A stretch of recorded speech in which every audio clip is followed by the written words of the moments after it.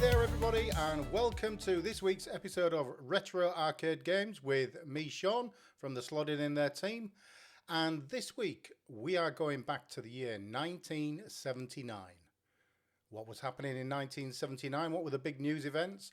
Well, Margaret Thatcher had just been elected as the first female Prime Minister for the United Kingdom. The Soviet Union had just invaded Afghanistan. Lord Mountbatten had just been assassinated by the IRA. The Sugar Hill Gang had released Rapper's Delight, which is credited as the birth of modern-day hip-hop. And Sony had just released the first version of the Walkman, a portable cassette player that would become one of the must-haves of the early 1980s. But that's not all what was happening in 1979. Also, in a shadowy corner of an arcade somewhere, a new arcade game was on the block, and it was going to demand some attention. And that game was Galaxian. So, it's 1979, the world is hooked on Space Invaders. But something new lurks in the arcade. Something bolder, faster, more alive. This is Galaxian, the game that didn't just follow the trend, it changed it. Namco knew they couldn't simply just copy Space Invaders. Lead designer Kazunori Sawano had a vision. He wanted enemies that weren't just moving targets, he wanted them to hunt. Sawano and his team had studied real-world flight patterns, watching how squadrons of aircraft moved, how birds dived, how pilots engaged in dogfights. Galaxian had to feel alive. This was the first time an arcade game had formation-style AI. The aliens coordinated attacks, synchronized swoops together, and forced the player to react rather than simply hold the fire button down. So let's quickly talk about Space Invaders, the inspiration for this game. As we all know, Space Invaders featured rows of aliens moving slowly left and right and slowly down the screen, and the player was protected by a number of bunkers along the bottom of the screen. Galaxian tore all that away. It was you versus the aliens, no barriers, you're on your own. Also in the original Space Invaders, the screen was monochrome. Galaxian was the first game to have a full colour screen.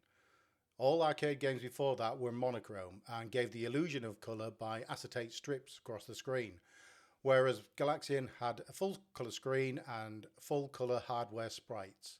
Revolutionary for the time. Colour on the screen changed everything. Enemies were distinct, animations were fluid, and gameplay became far more engaging because of it.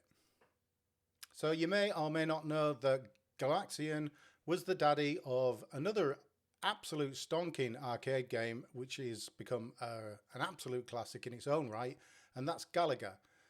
So what the team did with Galaga, they took all of the best bits out of Galaxian, refined them, added to them, and produced one of the most memorable arcade games of all time. But remember, without Galaxian, there'd be no Galaga. So Galaxian was hard. It was very unforgiving. You had to learn the moves of the enemies and react accordingly, and each wave, as you was more successful, got harder and harder all the time. Absolutely relentless. Until you got that game over screen, and then you just slotted in another 10 pence and tried again. Over and over and over. So we're going to cut some footage of me playing Galaxian in today's age. I used to be fairly good at it back in the day, after spending quite a few 10 pences. I don't hold out much hope for what I'm going to achieve now, so I think it'll be a quick game, but I'm going to really enjoy it. Let's have a go.